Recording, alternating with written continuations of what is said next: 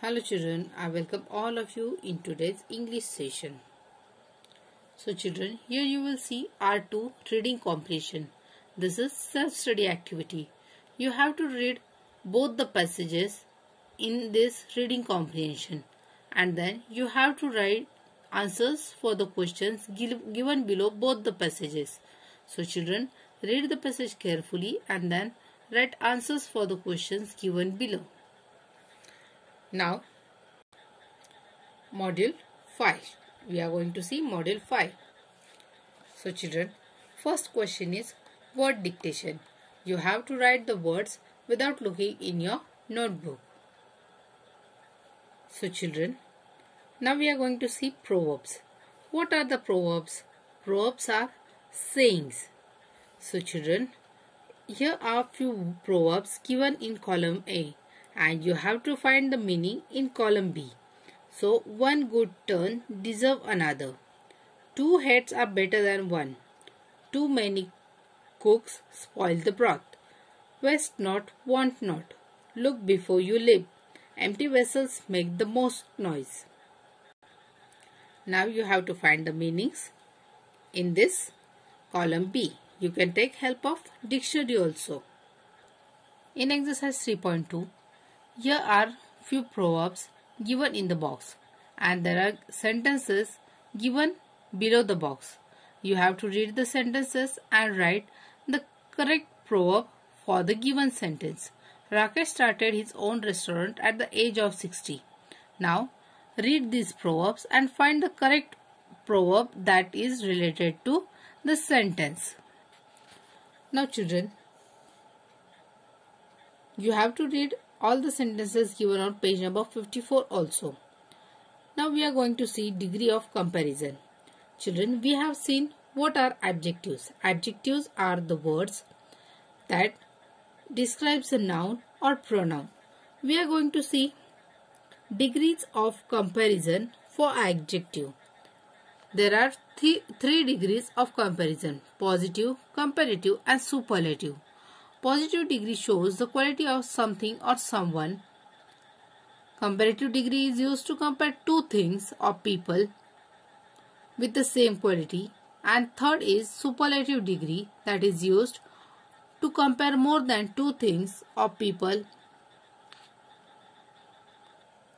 Now children, in the table given below, you can see that positive degree, comparative degree and superlative degree. There's a word adjective in positive degree. This is base word. In comparative degree, we add er, while in superlative degree, we are est, that is est. Black, blacker, blackest. Bold, bolder, boldest. Now you have to read the chart carefully. Now children, when the words end with alphabet C, in comparative degree, we add only R, simple, simpler. And in superlative degree, we add ST, simple, simpler, simplest. When the words end with Y, we add IER in comparative degree and IEST in superlative degree. There are few words for which we don't compare them as in ER or EST. We write beautiful, more beautiful, most beautiful. We are using more and most. In comparative degree, we are using more, while in superlative degree, we are using most. Beautiful, more beautiful, most beautiful. Difficult, more difficult, most difficult. There are some irregular adjectives too. Like, we know that in comparative degree, we are using more or we are adding ER. For superlative degree, we are using most. We are adding EST. But for these irregular adjectives, the words form changes. Good, better, best. Far, farther, farthest. Little, less, least. Bad, worse, worst. Much, many, more, most. Children, you have to write all these tables in your notebook.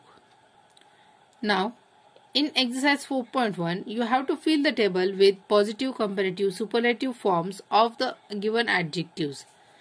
They have given some and you have to write the remaining. enjoyable, more enjoyable, most enjoyable, strange, least, holier, more qualified, truest. Now here are the sentences and there are few words given in the bracket.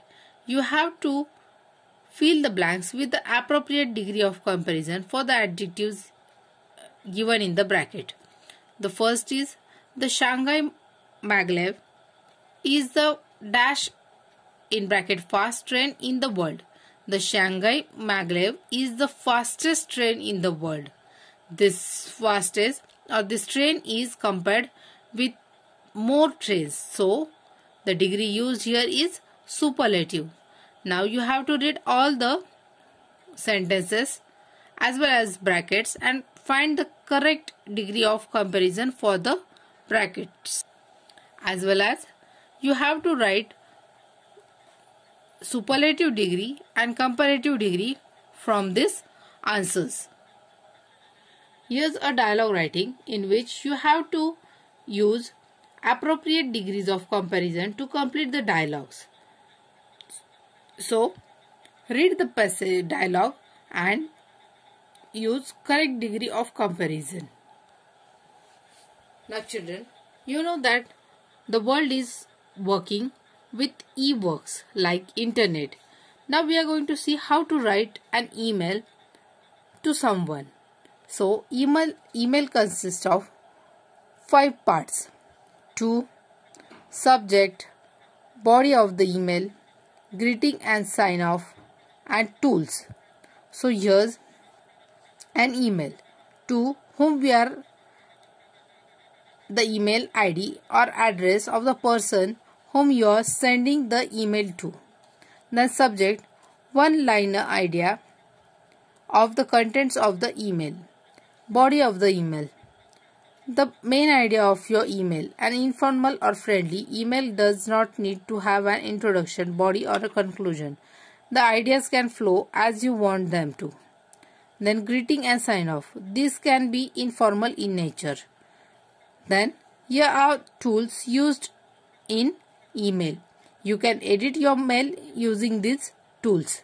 So write an email to your cousin about a hobby that you picked up over your winter break. You can take help of the following hints to write your email. So these are the hint points. Referring to this email, you have to write your own email. Now let us see biography writing. So children, biography writing means when someone writes about someone else's life. That piece of writing is called a biography. So interview your favorite teacher. Write a short biography of him or her. Use the hints given below to help you write. Where and when was she born? Describe her on her or his childhood. Give a few details of her or his childhood. What kind of person is she or he? What do you admire her or him? So children, you have to write a biography on your teacher using these hints. So write biography in this given space. Now children, complete reading comprehension and module 5 in neat and clean handwriting. Thank you. Bye.